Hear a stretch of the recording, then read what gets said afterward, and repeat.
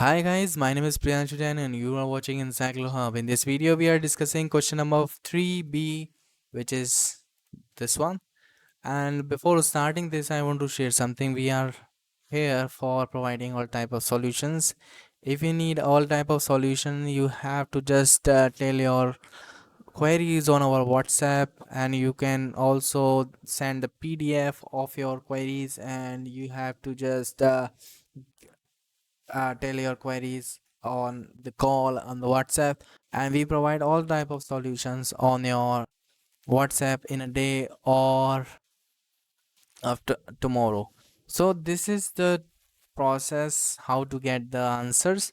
And the question number 3B is here to determine dx upon dt and dp upon dt for a particle of mass m is a gravitational field with the Hamiltonian h equal to p square upon 2m plus mgx. Solve the equations of motion to get xt and pt in terms of xt equal to 0, equal to x0, and pt equal to 0 and equal to p0, and calculate xt1 pt1.